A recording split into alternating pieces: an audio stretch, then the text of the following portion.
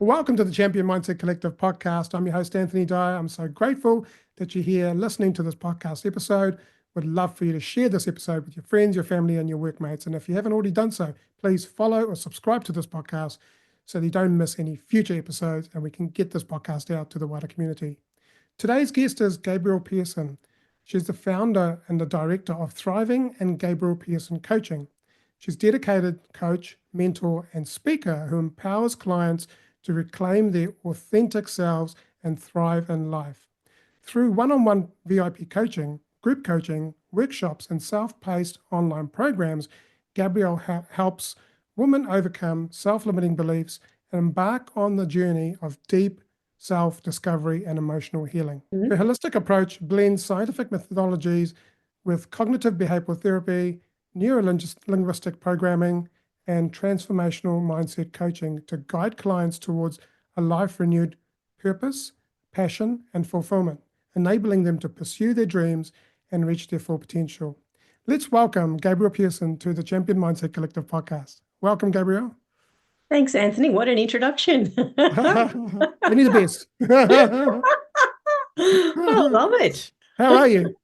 Good. God, I feel like I've got big socks to fill already. Oh, absolutely. Yeah. You're going to be a champion. Come on. Exactly. I'm the Champion Mindset Collective. Absolutely. So, Gabrielle, tell us a little bit about your upbringing, like from childhood, your journey in life, challenges you may have faced, some of the highlights, and yeah, how did you get to where you are today? Sure. Well, I guess I probably had I don't know whether I'd call it an unconventional or quite a different mixed upbringing. Born and bred Australia, but through international parents, therefore have what I call the licorice all sorts background from Scandinavia, from other parts of Europe and Australia. Started my early childhood very much influenced by my mother, who is a world-renowned ballet teacher. So I naturally fell into the pathway of wanting to become the world's next best ballerina, which I'll touch on afterwards, and the pathways and the challenges and opportunities that came with that. Which then, having to create a new identity at 19 because that career path had to end due to injuries, and then trying to reinvent myself, basically not knowing what I wanted to do, where I wanted to go, what my future looked like. And then that took me through a corporate career of 3 decades, predominantly within sales, from field sales up into strategic and consultancy sales.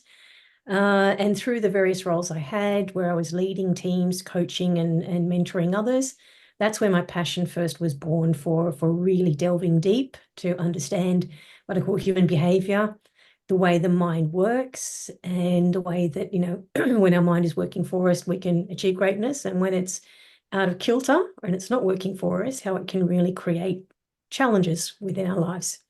So that hence led me down the pathway of formalized education and certification to become a coach, and then starting my journey within the online coaching business. And how long has that journey been for you?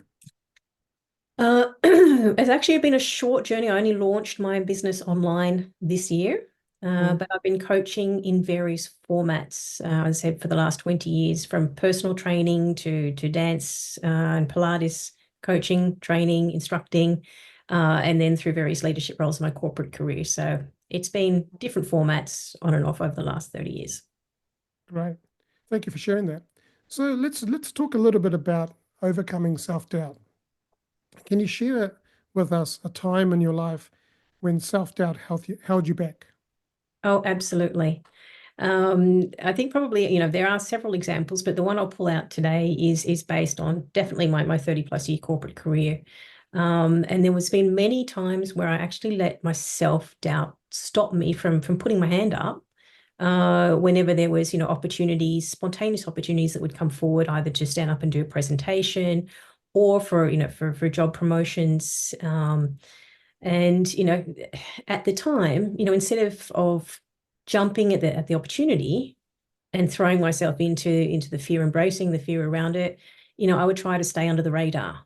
I would lay low. I would avoid any potential, I'd say, criticism, And as a result of that, time and time again, I saw my fellow work colleagues being promoted into roles where I knew that they had far less experience or the skill set required for the role. And yet, I was being overlooked for promotions. And this was all because at the time I didn't quite identify it being self-doubt as such, but this was self-doubt at play, and this was stopping me from stepping into that spotlight and being noticed. Mm. So, awareness is such a key thing, right? So, did you recognize how that self-doubt was influencing your decisions? Yeah, well, at the time I said I didn't directly associate that with, what I call self-doubt. For me, it was more, I'd honed the phrase, I'm a realist. And I didn't, or that, I'd come up with excuses. I didn't have the time, or, I'd find excuses. So, but looking back with the hindsight I have now, I could see that that was definitely rooted in, self-doubt and in perfectionism. Mm.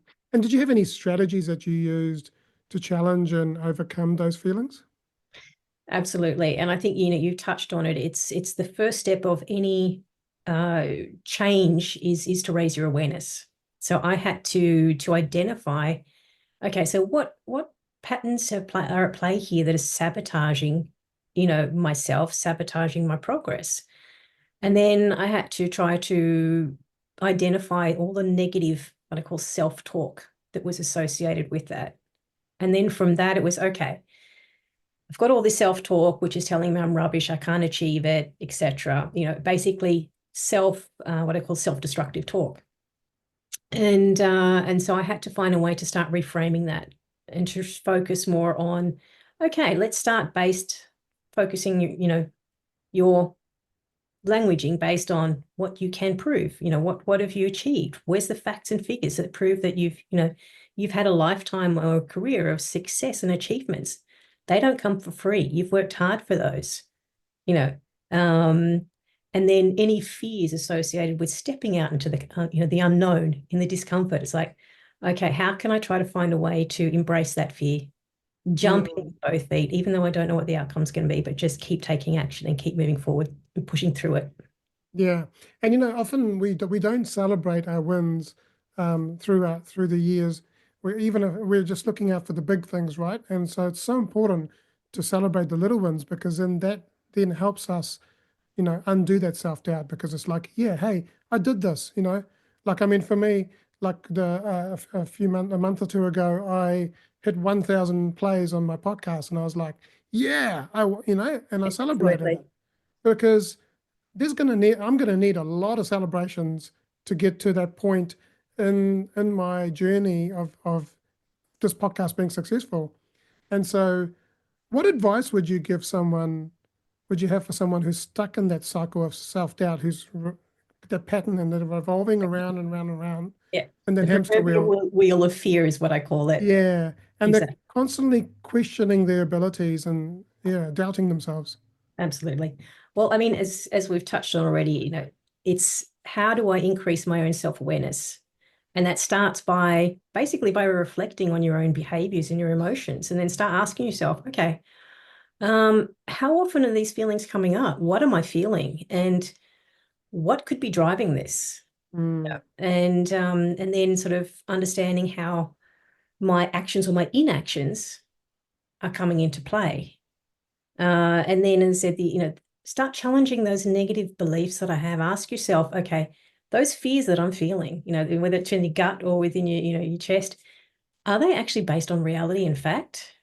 Or is it more a case of the stories that I've been telling myself, which are then form basically your limiting beliefs and shape your perceptions? So it's kind of that, I guess, the reflection, the analysis piece. And Mm. then from that, it's okay, if it's not based on fact and reality, then it's my own stories, which means I need to get out of my head and I need to start replacing all that negative self-talk with positive programming and positive affirmations. And when I say affirmations, I don't mean just, what you see a lot of the time is, I'm amazing, I'm great, I can do this. it has to be really, it's based on present tense, and it's got to be realistic. Exactly. So it's like, Yeah. I am fully capable of achieving X, Y, Z, and I am doing X, Y, Z to achieve this goal, sort of, Yeah. um, you know, Yeah. Because the subconscious mind only knows about the present moment. It doesn't know about it's the past is programmed. The future is not even here. So the subconscious doesn't even comprehend the future. It just says based on now, you know. And what you were saying before was around that cognitive behavior therapy method of the three C's, which is catch your thought, yep, and then check it and say, is this true? And if it's exactly. not, then change that thought with positive languaging. Yep, But it's also so important for us humans to sit with ourselves in quiet and actually observe what's happening in our body, right? And rather than absolutely. staying in our head, as you said before, Yep, it's getting into our body and into our heart. And the heart is absolutely. the biggest energy center. It's the second brain. Well, it's probably the first brain actually, because when we're born, believe it or not, the brain wasn't formed. The heart was the only organ. Thank you for that. It's great that you sort of touched on that as well, because it's about, quite often we're disconnected from our feelings. Yes. And we know we're also taught very much, people quite often say, you hear the languaging, toughen up, Mm. just push through it, get on with it, stop being a wuss, which creates a whole host of issues as we get older by continually suppressing, ignoring, pushing those emotions and feelings aside. So, when it comes to self-doubt, fear is definitive, one of the key driving emotions that are at play. And we go underneath that, and it's a whole lot of different fears, which I will touch on. Yeah. But, Yeah. yeah, Yeah. And for me, that was present in my life all the way through as a child.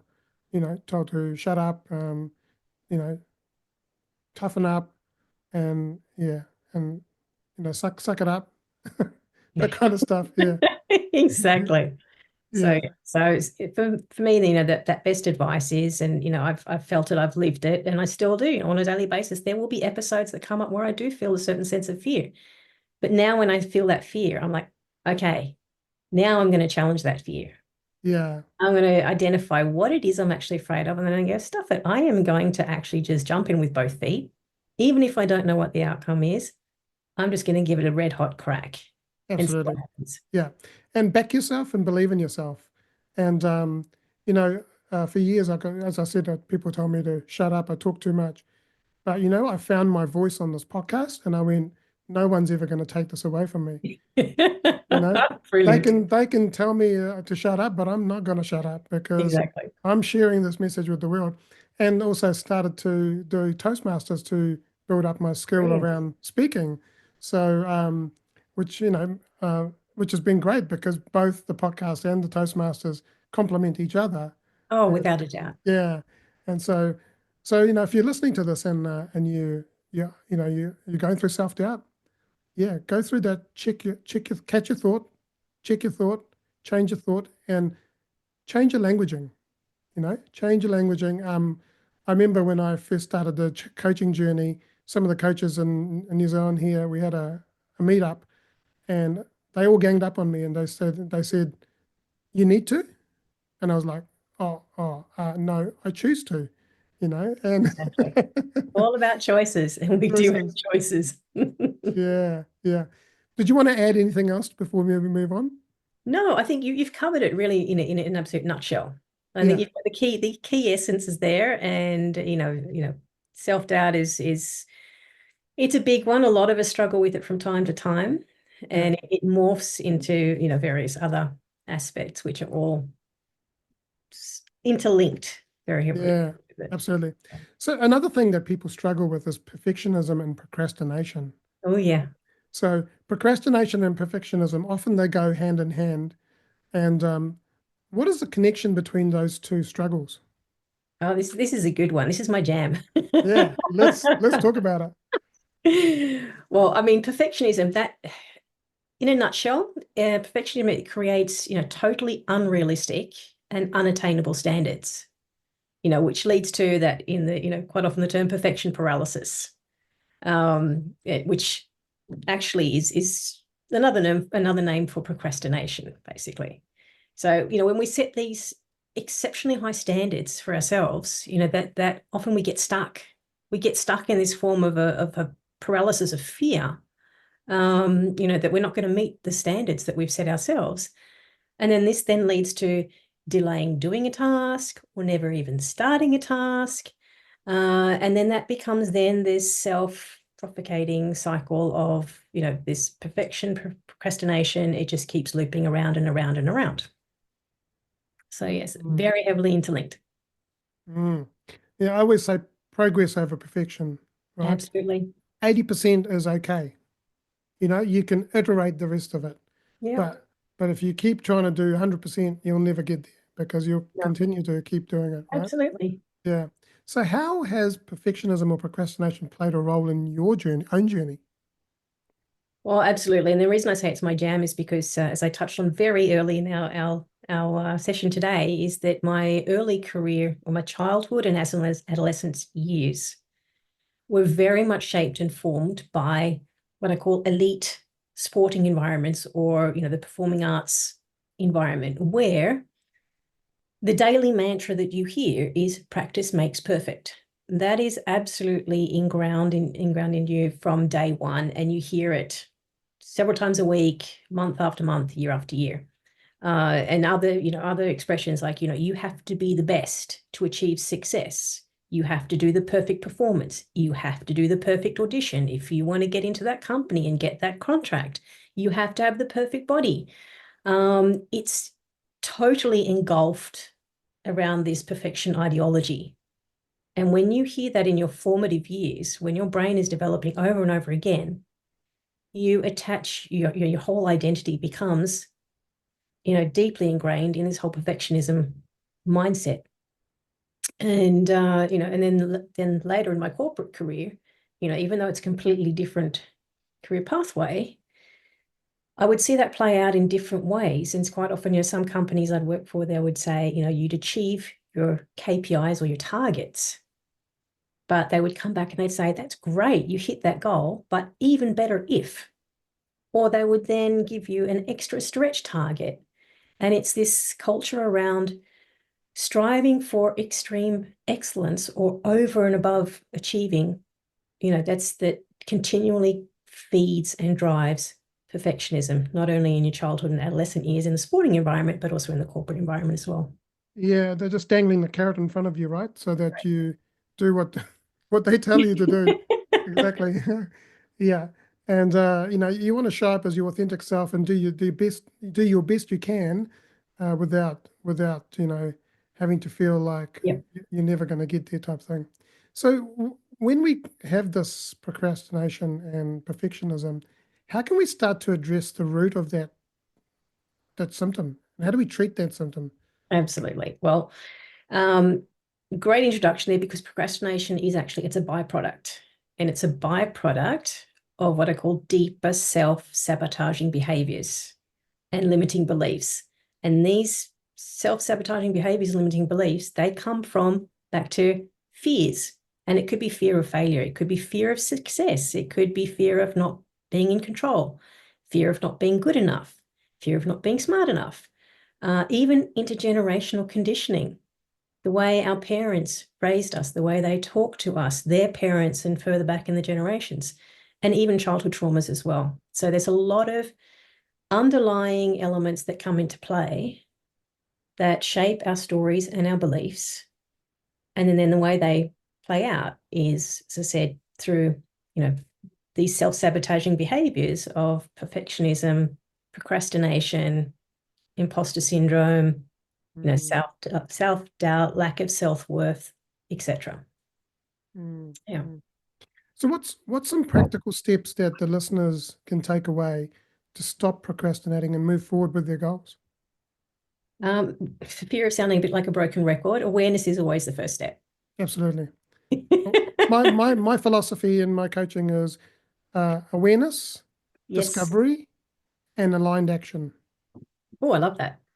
Those are the 3 steps to my Simple and easy. simple. And Awareness, spot on. so be aware of what's going on, go on a discovery, get curious, and start taking action.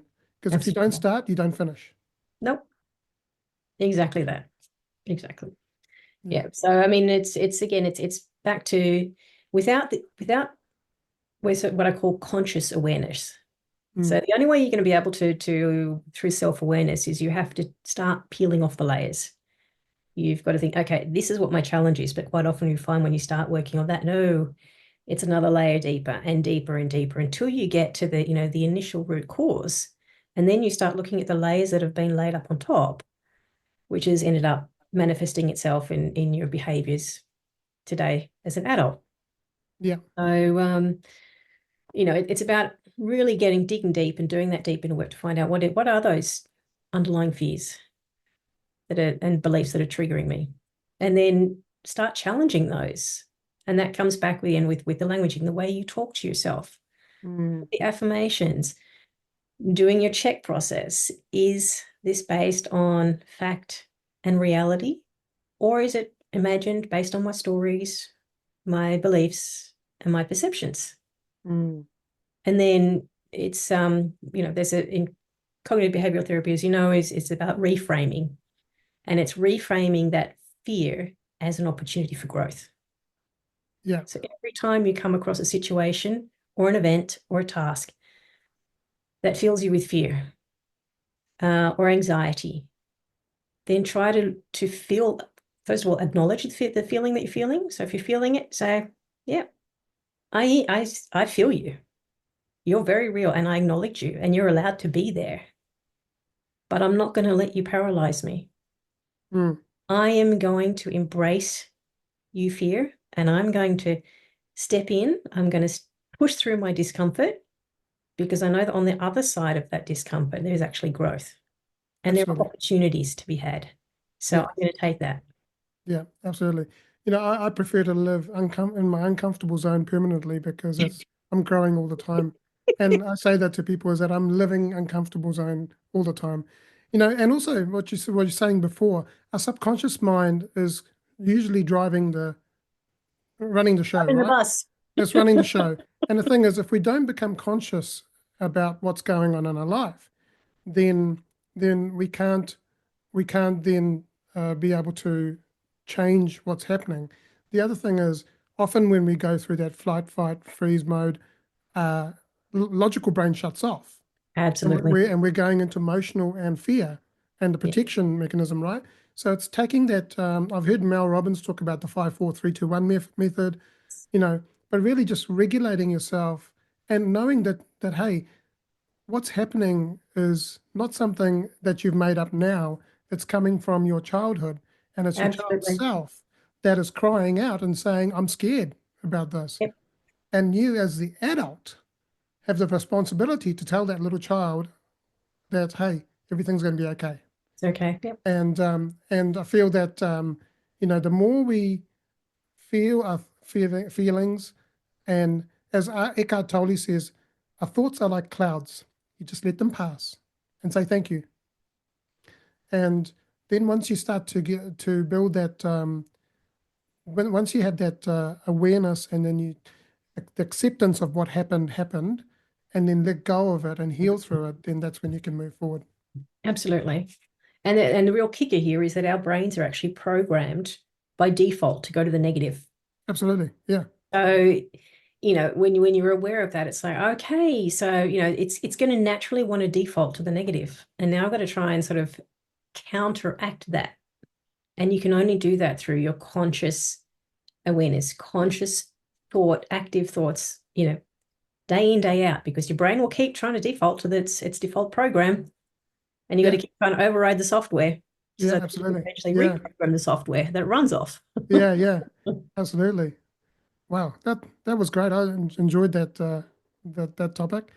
Now, here's another one.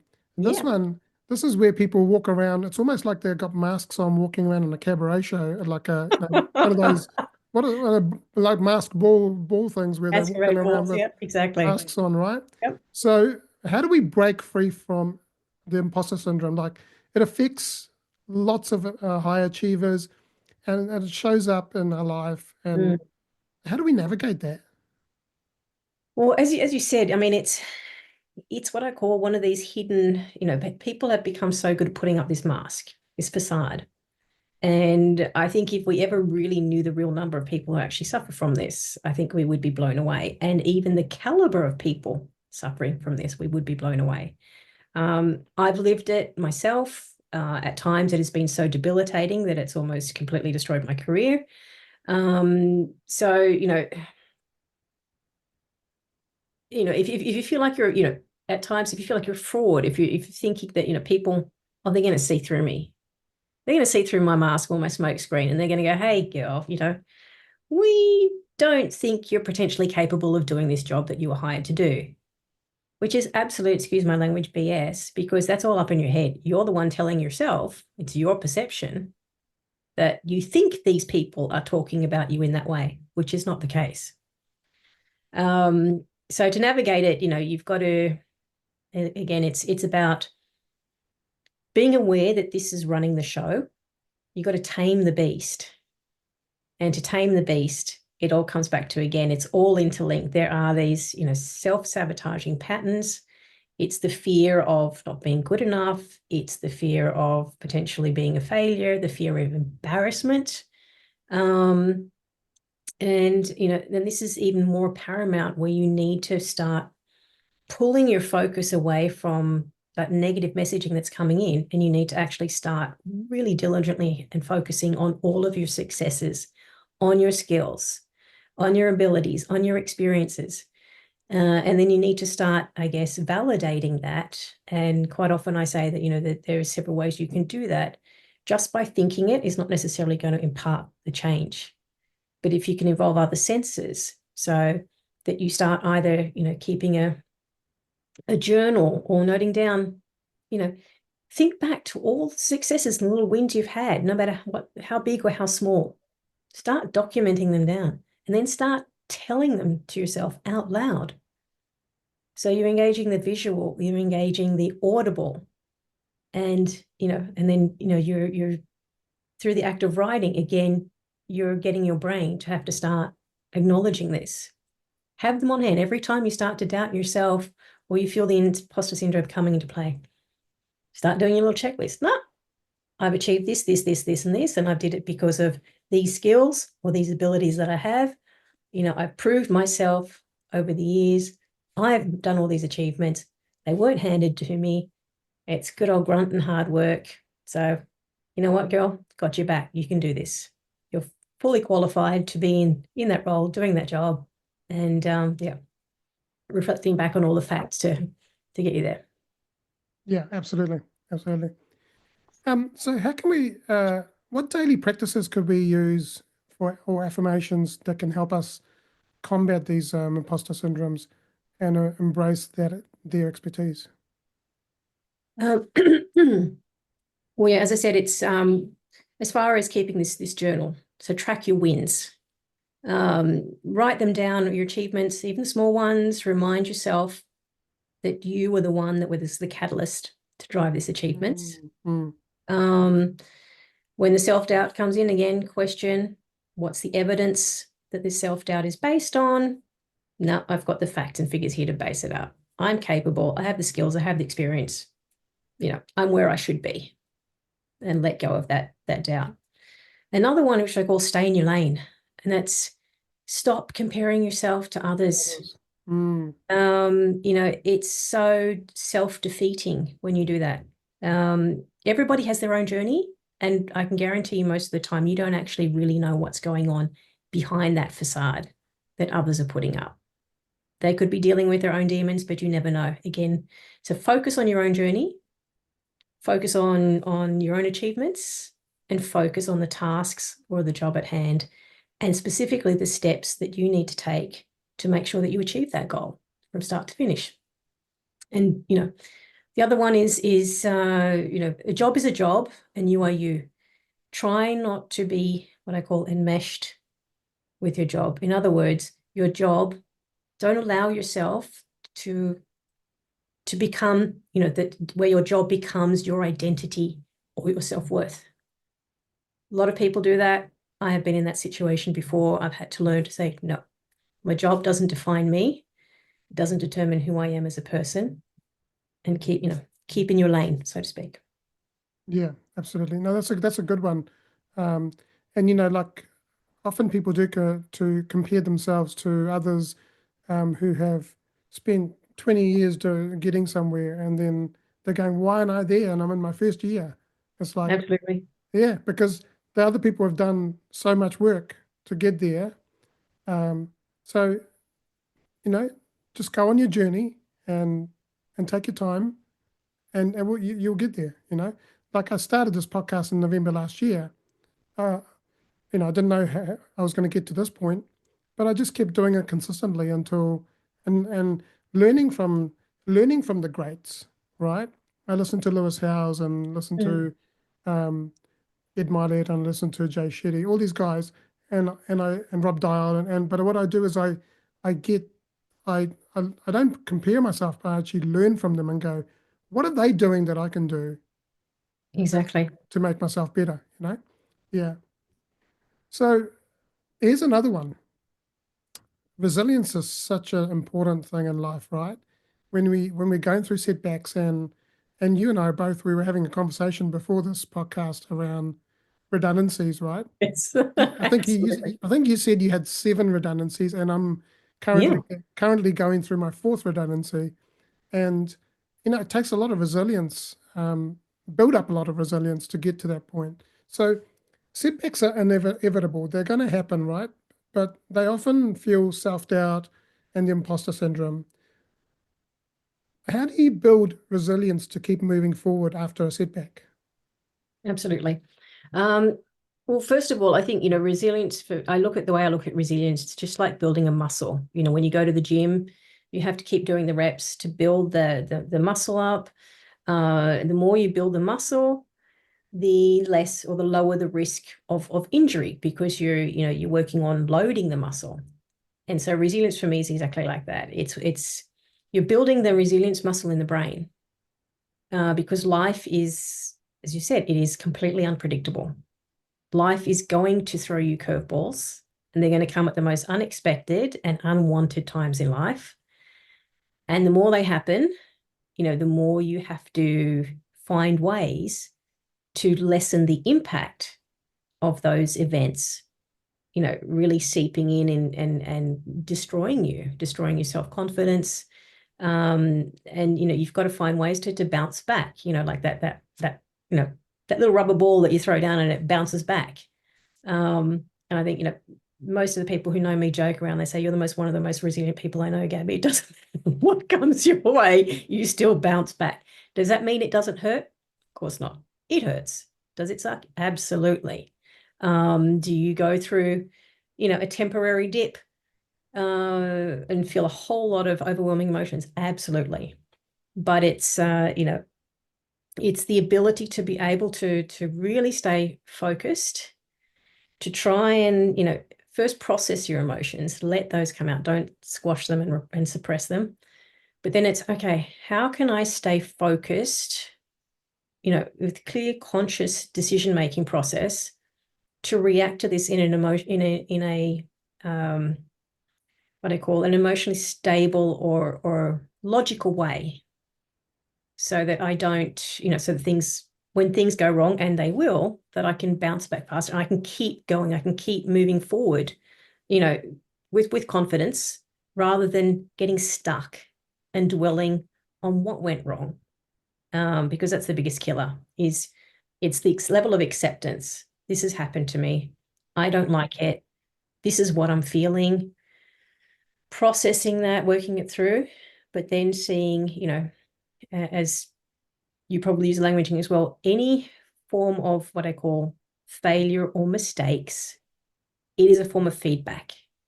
And it's an opportunity for growth, and it's an opportunity for learning, and it's an opportunity for course correction, and it's an opportunity for new opportunities, a new direction. So it's shifting the mindset around that, taking it from it's negatively geared, it's failure, I'm a failure, why does this keep happening to me? Negative, heavily weighted, negatively charged, to rather, okay, this happened. Yes, it's horrible. I don't like it. I don't want to keep going through this, but how can I come back from this stronger mentally?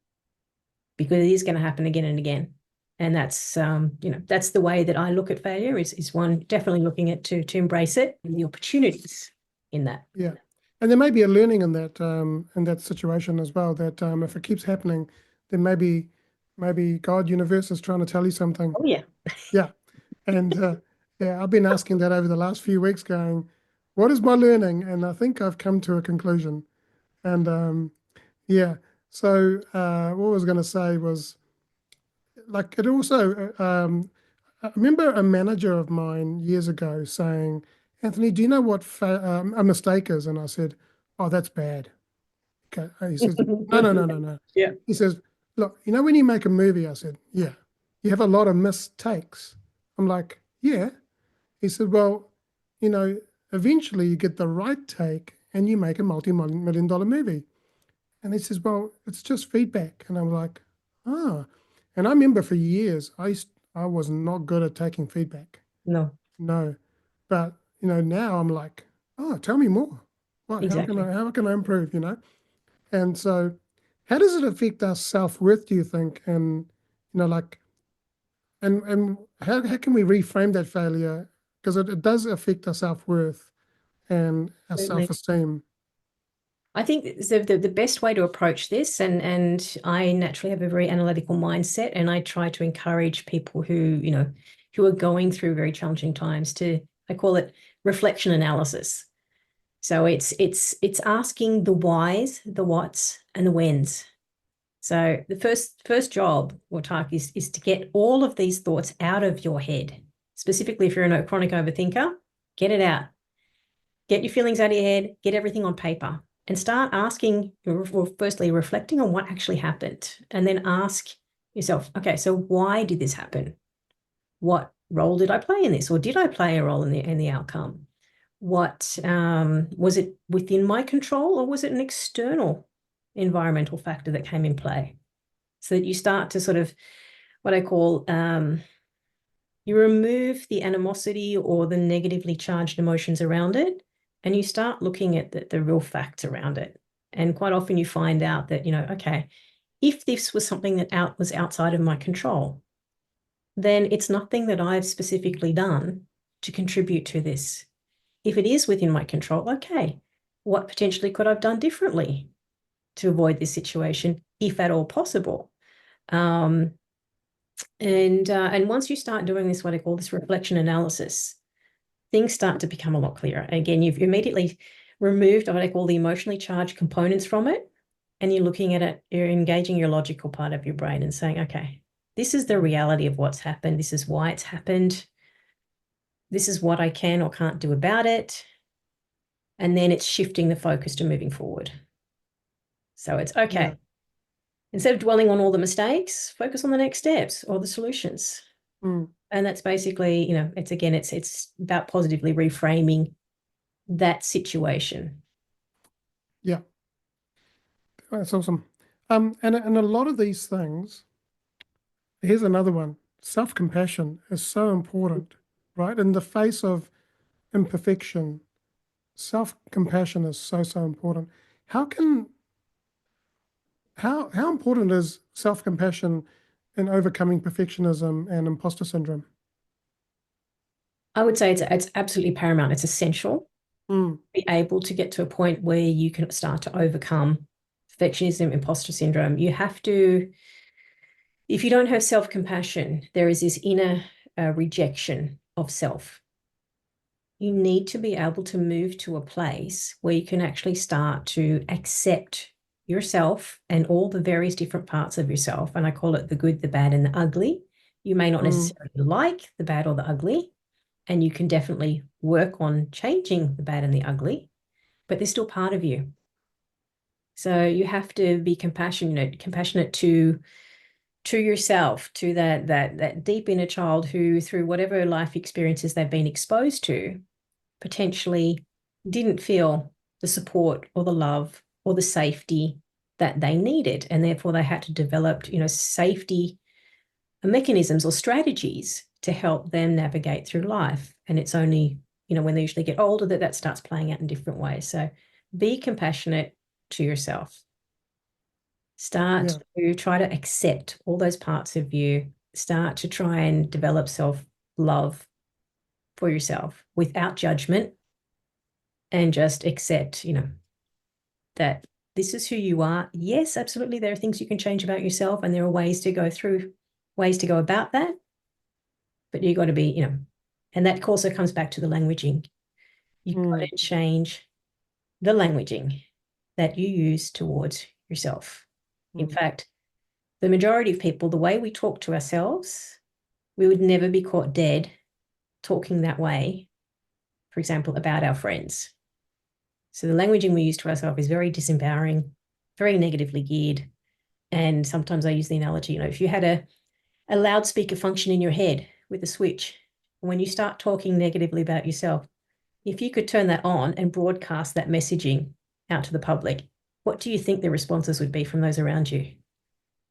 They'd probably be shocked, horrified, etc. So reflecting on that, you don't want to, whatever languaging you're telling yourself, you want to be able to broadcast that to those around you and not cause them harm. Yeah. And by the way, The Good, Bad, and the Ugly is one of my favorite movies with Clint Eastwood. I don't think I've seen it, to be honest. It's one of the it's a Western classic. It's got Clint Eastwood in it. Oh, well. Three amazing actors in it. Yeah. So what about when people are not feeling enough, like they've been told you're not good enough, and or when they don't feel like they're enough, what would you recommend there? That's where that inner discovery comes into play. You need to go back and you need to identify, okay, where have I been receiving those messages from? Are these messages that have actually been physically spoken to me by family, by loved ones? And if that's the case, it's not a blame game. They didn't know any better. They were doing the best they could with the resources they had, and this could be, is this knock-on effect through what I call intergenerational conditioning from their parents? Or is it you telling yourself that you're not good enough? So again, it's identifying, where is this languaging coming from? Has it been employers that say you're not good enough? Has it been friends that say you're not good enough? Identify that. And again, as you said, check the reality. Are these generalized terms which you've then just taken? Maybe somewhere in your life, someone said it once, and you've just taken it on as, I'm not good enough, period, across anything and everything. So there's a lot of what I call unpacking work that usually needs to be done around that to really get clarity of, just how broad these generalized thoughts are, and are they based on fact and reality? And what are the stories that you've been telling yourself around that then become your beliefs and your identity and your reality? So you got to work through that. But as I said, there are things you can do, outside of getting the support from a coach, for example, to help you through that process, that journey, and start the reprogramming. There are things that you can do, and that is, using this languaging around yourself, that every time you go to talk rubbish about yourself, keep saying, is this how I would talk about my best friend? No. What if the world could hear what I'm actually saying to myself right now? They would be appalled. Don't do it. Stop doing it. Start talking to myself in a compassionate, loving way. We didn't know any better as children. We're there for you. We love you. We support you. Whatever you've been through, I've got you, etc. Yeah, absolutely. Thank you for sharing that. So, Gabrielle, thank you for sharing all this amazing information with us.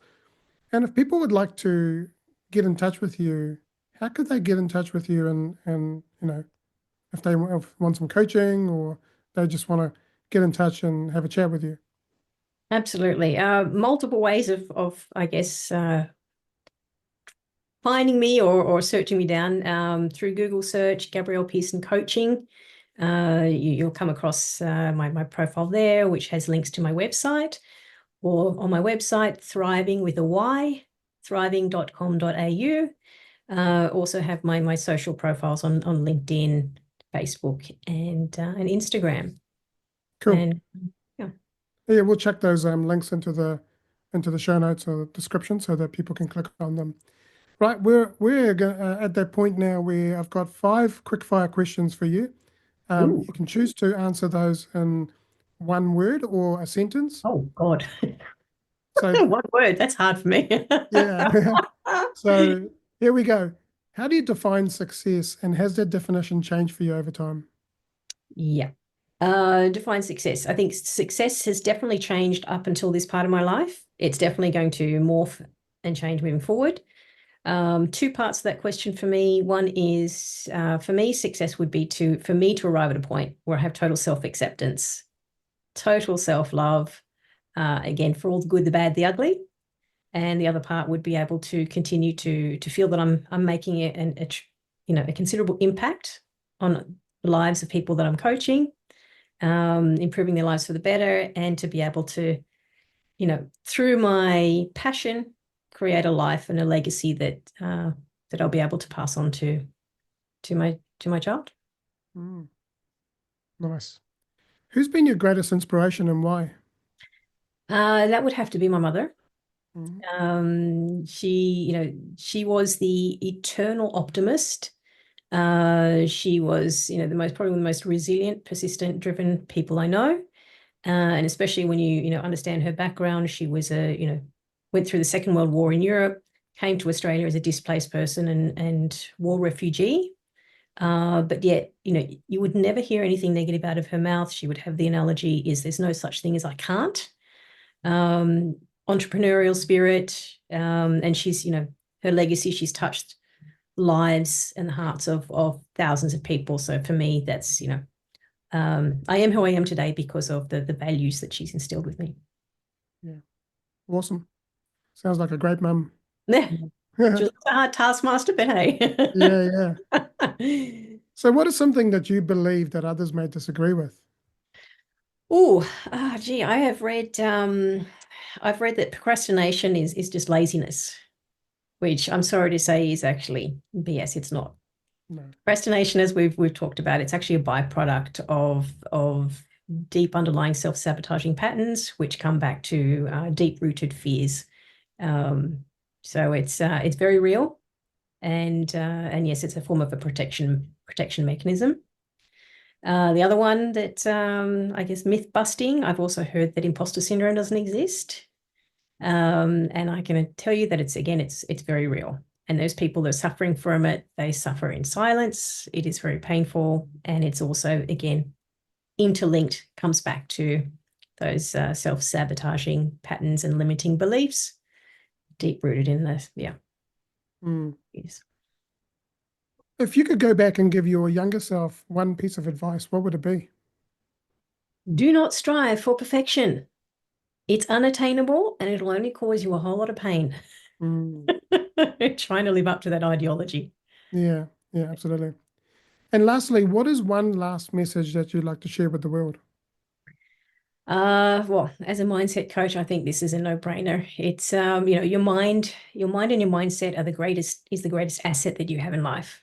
And when it is working for you, you can achieve greatness. And when it is working against you, it can wreak havoc on your life. So yeah, it's a very powerful tool. And if your mind's if your mind needs a bit of help and support, then yeah, reach out and get that support. Absolutely. Well, thank you, Gabrielle, for coming and joining us on the podcast episode today. We'd love to get you back for some future episodes and next year in a webinar situation as well. Absolutely. Yeah, yeah.